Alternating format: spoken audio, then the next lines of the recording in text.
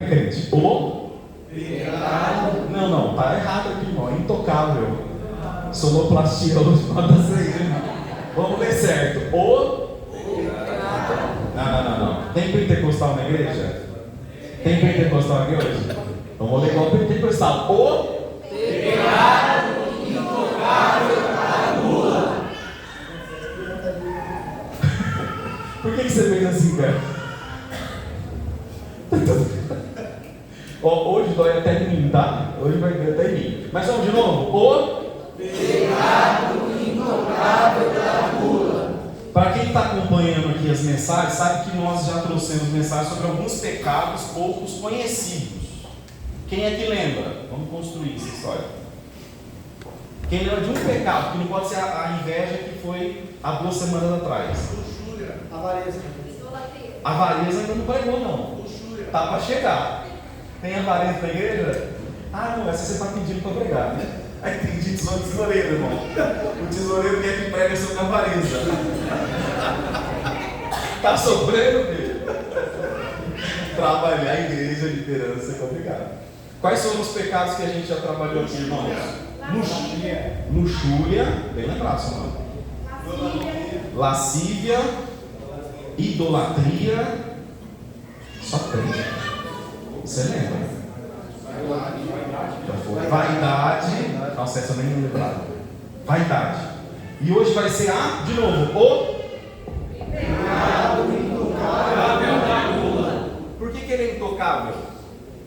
É bom comer. Concorda? Boa resposta. Mas por que ele é intocável? Passa despercebido muitas das vezes. Passa despercebido. Por que mais? Eu tô vendo algumas irmãs aqui de cima, elas fazem aquele olho que estou pensando, mas não quero falar nada. Assim, sabe? Pode falar. Eu também vou apanhar, gente. Olha só o pânceps, irmãozinho. Por que ele é despercebido ou intocável? Ninguém toca no assunto. Boa, Jonas. Ninguém toca no assunto. O que mais? Ninguém é confortável ele mesmo. Ninguém quer pregar contra o que ele comete. Ninguém quer pregar contra o próprio pecado. Porque ele é intocável. Muito bem, tesoureiro. O que mais? Confortável. Porque o quê? Confortável. Fala, preta. É gostoso. É bonitinho. O que mais, gente? Por que o pecado da gula é um trem que a gente não ouve sobre? A gente acha que não é pecado. Pegou. Vamos lá. O que foi, irmão? A gente acha que não é pecado. A gente acha que não é pecado. Porque a gula não está só em comida. A gula não está só em? Não é só comida. É bebida. Tô brincando. Muito bem. Estão pegando o fio? É um pecado, pode repetir, irmã Rod? Nós achamos que não é pecado. Porque se alguém entra na igreja cometendo o pecado da gula, vai para o gabinete do pastor, que não tem nem gabinete? Não vai? Vai parar de tocar, irmão Cláudio? Não vai. Vai parar de presidir? Não vai. Mas por que esse pecado é um trem que ninguém se preocupa com ele? É difícil entender. Mas nós vamos ler um versículo que não tem nada a ver com a gula. Pode deixar, irmão. Pode deixar. Nós vamos ler um versículo que não tem nada a ver com a gula. Vamos ver se é só isso. Salmo 73, versículo 25. Quem está enxergando aí, diga eu. Se bem que aqui batizou, né? Está funcionando ali. Quando eu apontar a palavra, vocês vão repetir ela, tá? Quem tenho eu no céu além de ti? Quem poderia eu querer na terra além de ti? Ficou bonito. Agora eu vou apontar a palavra e vocês vão ler, tá bom? Quem tem eu no céu além de ti? E quem poderia eu querer na terra além de ti? Quem não entendeu nada? O que isso tem a ver com a gula? De novo. Quem tenho eu no céu além de ti? E quem poderia eu querer na terra além de céu e de novo? São dois lugares diferentes. Então, quem tem eu, ou o que eu tenho lá no céu, ou aqui na terra? Não tenho nada. Vamos orar, porque senão o Espírito Santo não ajuda a gente, amém? Pai, diante de nós está um versículo da Tua Palavra, um tema da qual vai ser exposto, e nós carecemos do Teu Espírito Santo para nos iluminar, nos direcionar, e para que a Tua Palavra possa ser pregada e entendida por cada um de nós. Dá-nos boa abertura de boca, dá-nos abertura de ouvidos, e que a Tua Palavra possa comunicar ao nosso espírito, que ela possa ser para edificação. Nos una numa mesma comunhão. Afasta qualquer espírito contrário e diabólico que queira nos afastar daqui mentalmente, e nos conecte nesse momento como igreja na Tua presença. É o que te rogamos em nome de Jesus. A igreja diz amém. O salmista está falando que ele não tem ninguém, nem no céu e nem na terra. E se ele está procurando alguém é porque ele precisa. Ele precisa. Mas ele está declarando que não tem nenhuma força no céu e não tem nenhuma força na terra capaz de ajudá-lo. Nós somos caídos. Quem tem certeza disso? Todos nós somos caídos em Adão. Adão e Eva, isso aí. E todos nós pecamos, destituídos somos da glória de Deus. E nós estamos num corpo material ou num corpo espiritual? Material ou espiritual? Material. E esse corpo tem um monte de necessidade, concorda? Vocês vão falar para mim, quais são as necessidades do nosso corpo material? Dormir. Hã? Fisiológicas, comer, beber. Trabalhando muito, né, Pedro? Repouso. O que mais nós temos de necessidade? Hã? Saúde mental. Ainda mais nos dias que nós estamos vivendo, né? São dias difíceis. O que mais? Necessidade. Quem aqui tem dinheiro? Quem aqui tem necessidade de tomar vinho? O Samuel. Quem aqui tem necessidade de hambúrguer? Necessidade. Necessidade de um hambúrguer. E pizza? A macarronada? Churrasquinho? Pensa. Nós temos necessidade. Porém, nós também temos prazeres. E necessidades são diferentes de prazeres. Repita comigo. Necessidades são diferentes de prazeres. Tá fácil de entender isso? Sério? Me conte um prazer na vida. Mas não é uma necessidade?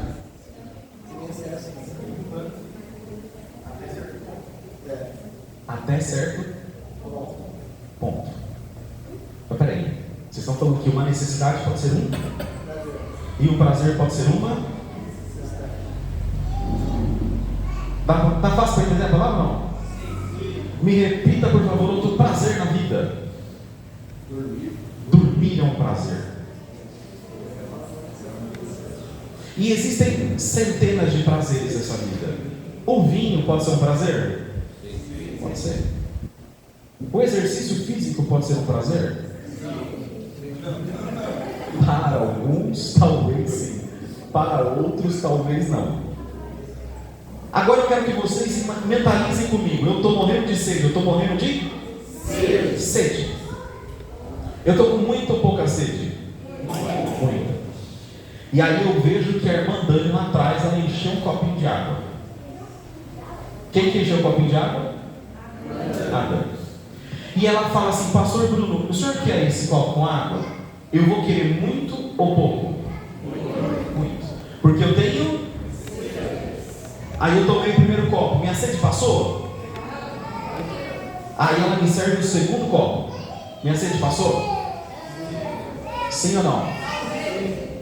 Tomei o terceiro copo com água. Minha sede passou? Sim. Passou. 3 copos com água é o suficiente, amém? Amém. E se ela encher o quarto copo e falar: tô, pastor, o que eu vou sentir?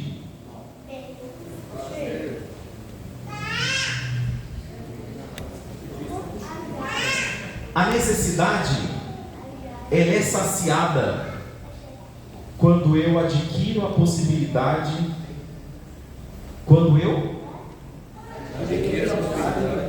de realizá-la. Imagina que eu tenho muita fome. Eu estou com o quê? Fome. E eu sinto o cheiro da comida. O apetite aumenta ou diminui? Aí eu como o primeiro prato. Estou saciado?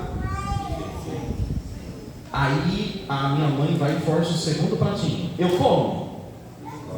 Mas aquilo que é necessidade começa a virar um enjoo. Porque existem na vida necessidades e existem prazeres. Existem prazeres e existem necessidades.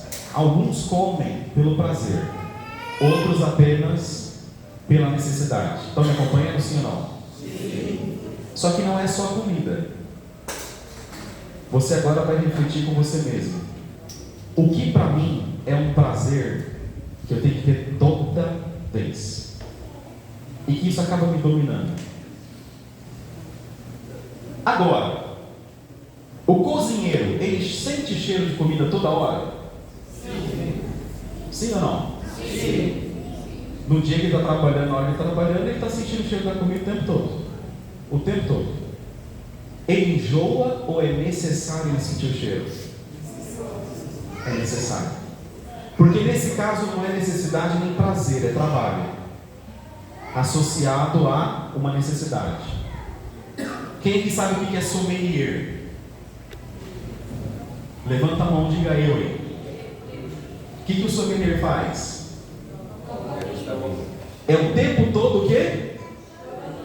Provando vinho. Como é que ele vive o tempo todo provando vinho?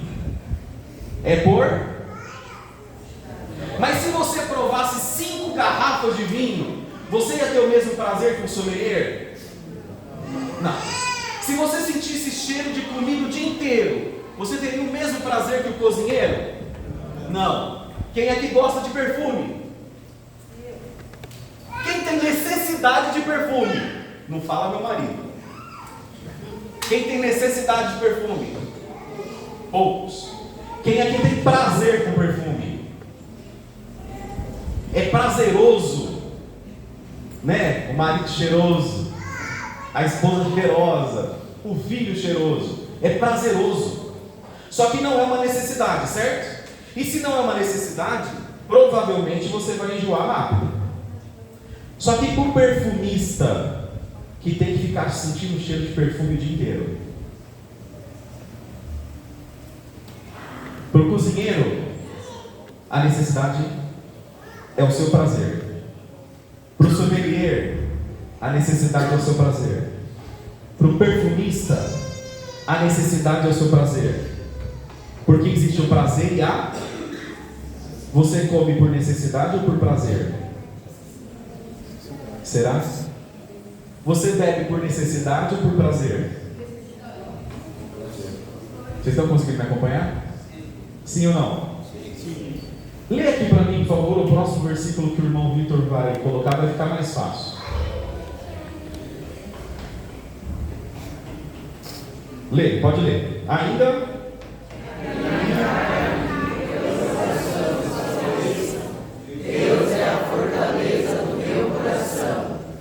que a minha, ainda que a minha carne ou o meu coração, ótimo, desfaleça, Deus é a fortaleza do meu coração e a minha herança para sempre. Vamos ver o próximo versículo. Esse aqui você tem que prestar atenção. O que contamina a pessoa não é o que entra pela boca, mas o que sai da boca. Isso sim contamina a pessoa. Quem aqui, quando eu falei do pecado intocável da gula, lembrou desse versículo? Ninguém? Porque parece uma contradição bíblica. Parece que o que me contamina não é o que entra, é o que sai. Então por que a gula é um pecado? Hã? Por quê? Porque não fala sobre a gula. Aqui fala sobre a religiosidade, tem um contexto. Próximo versículo. O que vai falar sobre a gula é aqui. Invejas,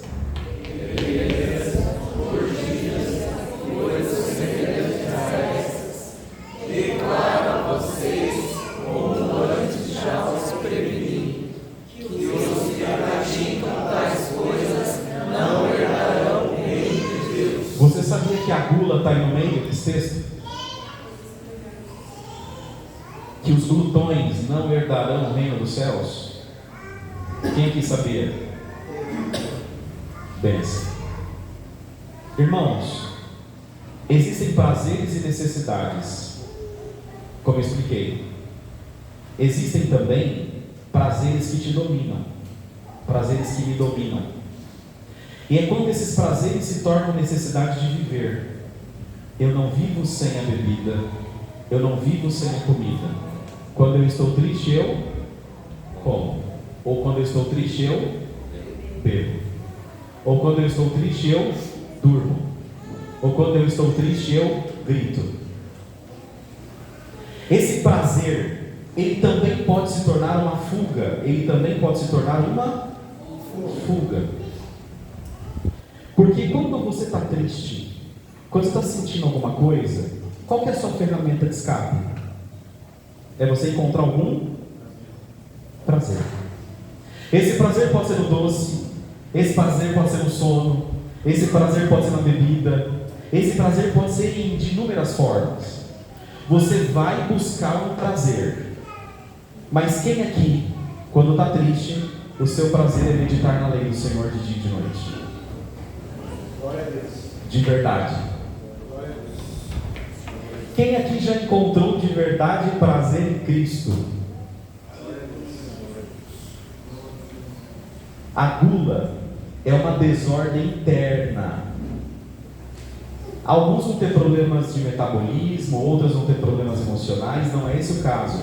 Mas quando a gula é um escape para aquilo que você está vivendo, isso significa uma desordem interna. E essa desordem interna, ela é suprida pela comida, pela bebida, pela imoralidade sexual, pelo sono ou pela glutonaria. Que nesse caso, a glutonaria é a comida. E se essa desordem interna é preenchida por qualquer tipo de prazer, essa mensagem é uma pergunta: qual é o seu prazer nessa vida?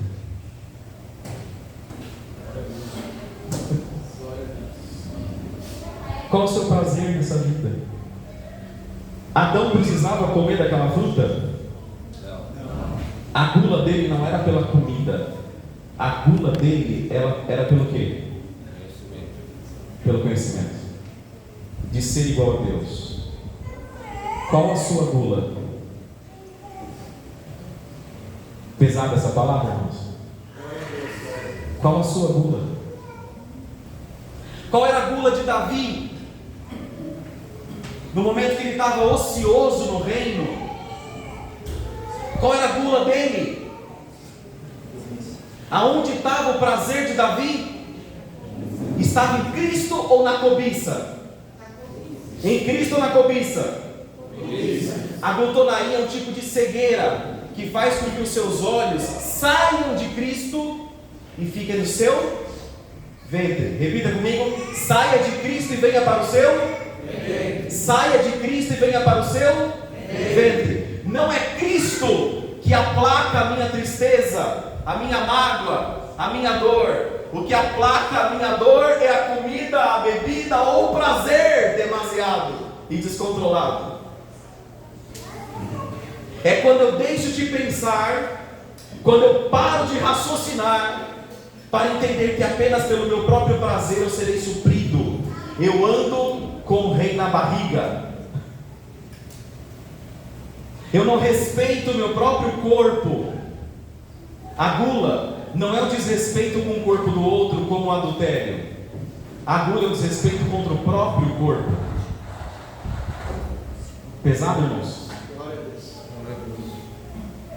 A gula não é um desrespeito contra a igreja, mas é contra você enquanto igreja. A gula, ela corrompe uma virtude. Me acompanha. Porque do lado da virtude tem um vício. Do lado da virtude tem um vício. Do lado do vício tem uma. Tá fácil para entender, sim ou não? Existe a virtude e o vício e a virtude. E aqui nós estamos falando das obras da carne, que são os vícios. Tudo isso aqui é um vício. A inveja é um vício, a bebedeira é um vício, a glutonaria, a orgia. Tudo isso aqui são vícios. Porque a glutonaria não é você comer para atender a sua necessidade. É quando você precisa, por prazer, tapar buracos internos. É quando você está tapando os seus buracos internos com o objeto errado, com o remédio errado, da maneira errada. Amém? Do lado do vício tem uma. Agora é uma pergunta aqui de 10 milhões de dólares, hein? Se do lado do vício é uma virtude, a glutonaria é um vício, qual que é a virtude em comparação à glutonaria? Domínio próprio. Quem reina em você, o prazer ou o Espírito Santo?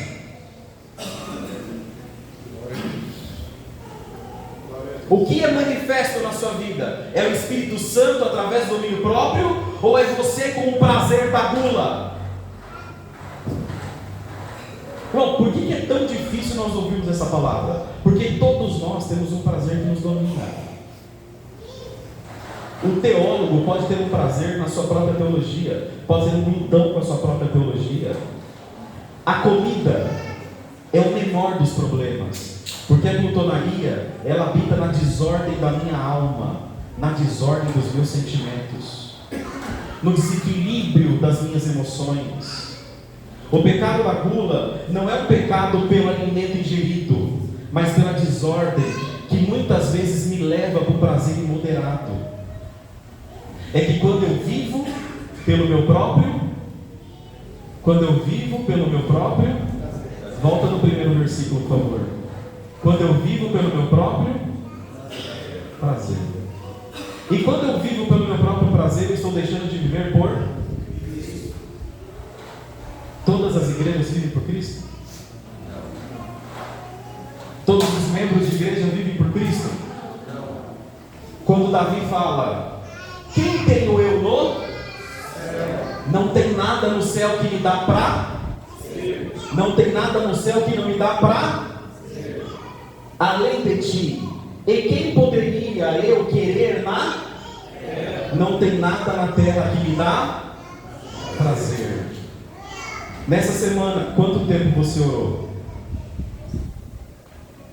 Em minutos. Aonde está o seu prazer? Pode falar em minutos. Quantos minutos você orou? Meia hora, já está bom, hein? Dividido por 6, 7. Quanto tempo de Bíblia foi lido? Quem aqui fez jejum? Quanto tempo de jejum? Quem foi a sua prioridade na semana?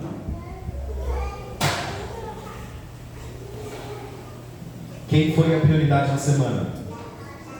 Você mesmo? Ou o Cristo que você diz amar? Quantas páginas de um livro a respeito do Evangelho? Quem leu aqui essa semana? 2. Pode levantar a mão. Eu vou confessar também, eu li pouco. Ou muito, amor? Pouco. O dia inteiro. Irmãos, quanto tempo de oração? Será que a oração de fato é um prazer para mim? Quem aqui que é músico, que tocou durante a semana adorando? Lembrando que na última pregação nós entendemos que a adoração não é aqui, é uma vida. Quanto tempo você adorou na semana? E quando a gente fala adorou, é quanto de espaço de minutos ou de horas você reservou para o teu Criador. Quantos minutos de adoração? Você consegue lembrar? Quem é a sua prioridade? Aonde está o seu prazer? Porque além do prazer e da necessidade, existe o amor necessidade e o amor dádiva. Repita comigo, amor necessidade. Amor dádiva. O que é o amor necessidade? É uma criança que quando está com medo do escuro, ela corre no colo de quem? Da mãe. Ela ama a mãe, mas ela tem necessidade do? Ela tem necessidade do? Esse amor não é um amor feio, é um tipo de? É um tipo de? Chamado amor. Quem fala isso é C.S. Lewis, tá? Não sou eu não teria essa capacidade. O amor necessidade é o amor que te lança no colo da tua mãe ou no colo do teu pai por conta do medo do escuro. Mas existe um outro tipo de amor. Qual que é o outro tipo de amor? O amor dádiva é o amor do pai que levantou 6 horas da manhã para trazer a comida do filho sem que o filho pedisse. É a mãe que não dormiu à noite e foi trabalhar outro dia velando pelo sono do filho. Esse é o amor dádiva.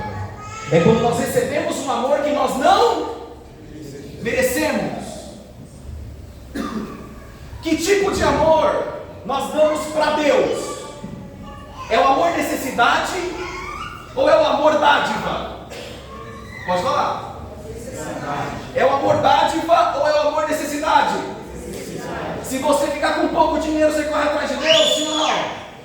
Se a enfermidade bater na sua porta, você corre atrás dele. Se o casamento der uma rachada, você corre atrás dele. Está tudo bem você amar com amor necessidade, mas ainda assim será um amor glutão, que só pensa em você mesmo. É o amor que só pensa em você. A criança, ela quer a mãe porque ela tem medo. E se tiver outra criança com medo, ela coloca no colo junto ou ela tem a capacidade de empurrar? Ela empurra, irmãos. Tenha 2 para você ver, ou 3, ou 4, né, mãe? O amor necessidade te faz querer ser o primeiro da fila, te faz colar a fila do banco, cortar a fila do banco, te faz colocar o carro na fila do idoso ou da gestante. O amor necessidade, ele não tem escrúpulo, ele vai pensar somente nele. O amor necessidade vai sugar a energia do marido, da esposa, do namorado, da namorada, porque ele não colabora, ele só pensa nele. Mas eu não estou falando que isso não é amor, porque você só vai ter amor necessidade com alguém que te entrega alguma coisa. Mas houve alguém que nos entregou um amor dádiva. Houve alguém que te entregou o amor dádiva. Tem gente que vai atrás da igreja por conta de? Por conta de? Quais são as necessidades de membros de igreja? Pode falar. Pertencimento, que mais? Consolação, pode apertar.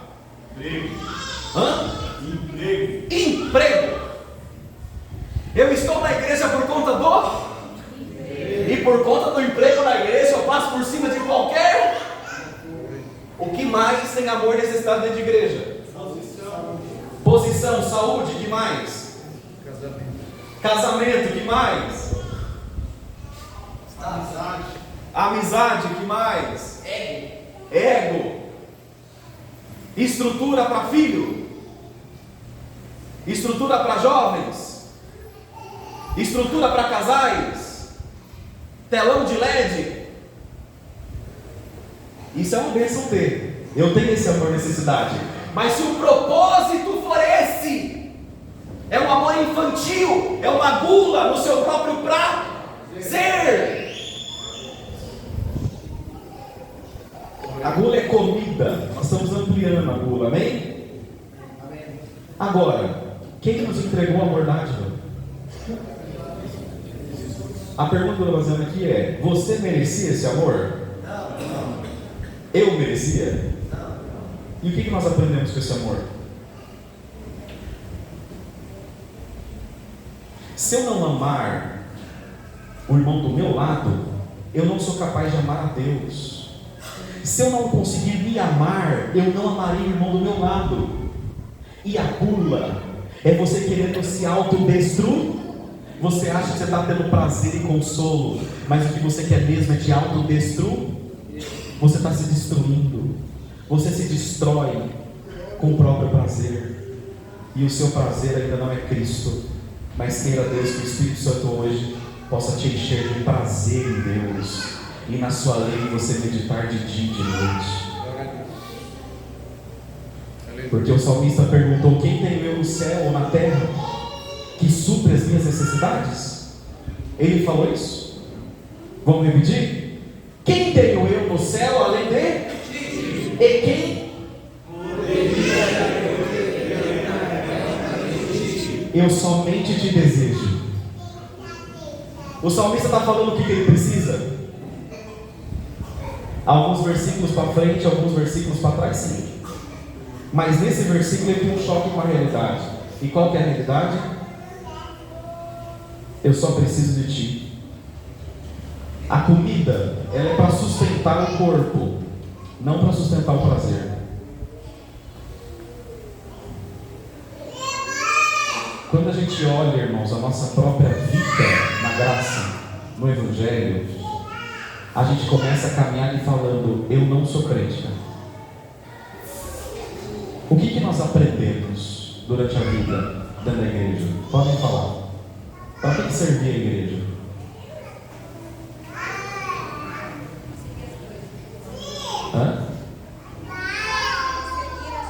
Conseguir as coisas. Hoje, uma palavra diferente das outras mensagens que a gente trouxe, porque a gente está nessa sequência sobre pecado. A gente consegue entender o que de fato é ser igreja? Quantos de nós falamos do Evangelho para outra pessoa durante a semana? Ou postamos a respeito dele? Sabe o que muitas vezes acontece? Eu leio a Bíblia para ter as minhas dúvidas respondidas, não para ouvir o que de fato eu preciso aprender. Quantos de nós abrimos a Bíblia para ter respondido as suas próprias dúvidas, mas não abre a Bíblia para saber: Senhor, o que o Senhor quer de mim? As suas dúvidas escatológicas são bênção. As nossas dúvidas eclesiásticas, soteriológicas são bênção. Mas a Bíblia, ela transformou-se num restaurante onde supre o seu prazer de saber. E você não vai alcançar Deus pela gnose. Você não vai alcançar Deus pelo conhecimento. Você não vai alcançar Deus pelo conhecimento. Como que a gente alcança o Senhor? Crendo. Muitos de nós saímos da ignorância e agora estão falando assim: olha, na ignorância e nas obras não há Deus. Para falar que agora, através do conhecimento, há Deus. Aonde há Deus de verdade? Deus está no Evangelho do amor dádiva, personificado em Cristo Jesus no madeiro da cruz. Isso é suficiente? Ou você precisa de outro prazer na igreja?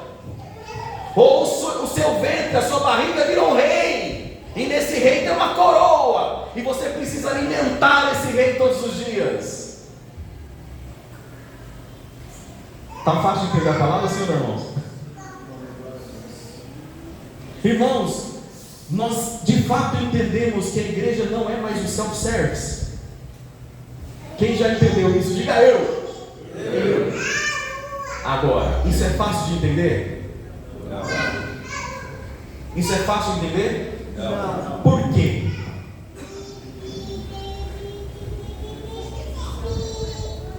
Por quê? Hã? Não entendi. Aprendemos assim o vida inteiro. O que mais? Perdão. Saciar o próprio ego. O que mais? Colocar nossas necessidades na frente. Colocar as nossas necessidades na frente. O porquê que é tão difícil virar essa chave? Porque nós somos criança correndo nos braços de Deus todas as vezes que o escuro aparece. mas há misericórdia nele, de que todas as vezes que você correr para ele, os braços deles estarão estendidos. Porque não há pai que reprime o filho por buscar um abraço. Mas essa palavra ela traz uma reflexão para nós que é: aonde de fato está o meu prazer? E eu vou fazer um convite, grupo de louvor, pode vir para frente? Quem aqui consegue me responder agora, nesse momento? O seu prazer está em Cristo? O seu prazer está em Cristo? Mesmo? Mesmo? Há alguém no céu ou na terra? Ou você ainda está num processo de regeneração? Quem aqui está no processo de regeneração? Glória a Deus por isso. Irmãos, essa palavra é um alerta para o caminho que nós devemos seguir. Ela não é uma repreensão para quem você é, porque o processo da santificação ele é dividido em 3 etapas. Primeiro, a justificação.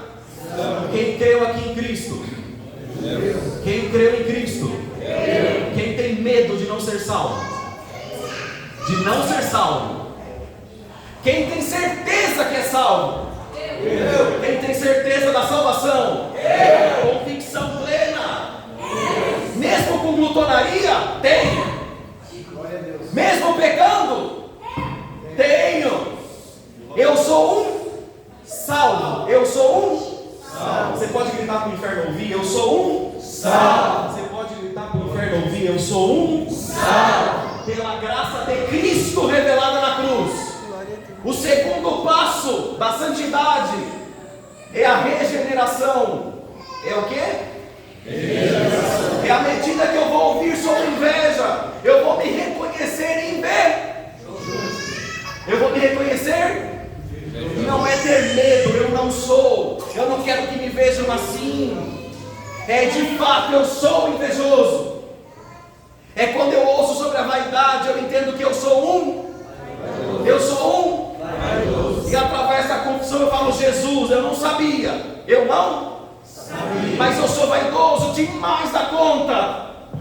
E se eu morrer desse jeito, vai ser difícil para mim. É quando eu ouço sobre a gula, eu entendo que eu sou um. Eu sou um. É difícil ou é fácil confessar que é? Difícil, irmãos.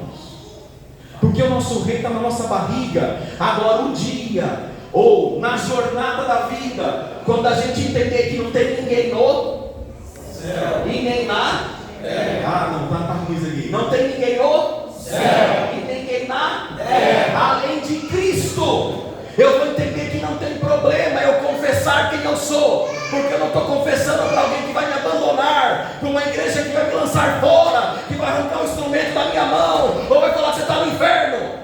Mas é para um Cristo que vai estender a mão e vai falar assim: filho, se você pecar, tem um advogado fiel e justo, que vai te perdoar em todas as ocasiões. Quem acredita na palavra do perdão, quem acredita na palavra da misericórdia e do amor, quando nós começamos a entender que a confissão dos nossos pecados, primeiro, não é para o pastor, nem para o padre, nem para o tesoureiro, nem para ninguém, é para nós mesmos. A cura vai começar em você, é quando você ter coragem de olhar para você e vai falar: eu sou assim. Eu sou assim, mas eu não vou morrer assim. Que a síndrome da Gabriela possa cair hoje aqui na Cibipenha. Eu sou assim, mas eu não vou morrer assim. Meus pais se separaram, mas eu não vou me separar. Amém? Os ciclos vão se quebrar. Meu pai era um alcoólatra, mas eu não serei um alcoólatra. Minha mãe, não é minha mãe aqui não, tá se situando. Minha mãe era uma glutona, eu não serei um glutão. Glória a Deus. Você vai entender que os ciclos da família se repetem, mas Jesus te deu uma chave para quebrar esse ciclo. Confessa. Glória a Deus. Eu sou assim. Mas pastor Bruno, como que eu vou confessar numa igreja, quando no momento que eu confesso eu vou ser rejeitado? Se alguém aqui, irmão, estou falando para membro nesse momento, se algum membro te rejeitar pelo pecado, rejeite o membro, mas todo aquela que vier confessar para você, fala primeiro, obrigado por confessar o seu pecado a mim. Glória a Deus. Dá um abraço nessa pessoa e fala, fica perto de mim e fica perto da igreja. Vocês têm noção de quantos ex-suicidas subiram as escadas da penha? Glória a Deus. Vocês têm noção? Glória a Deus.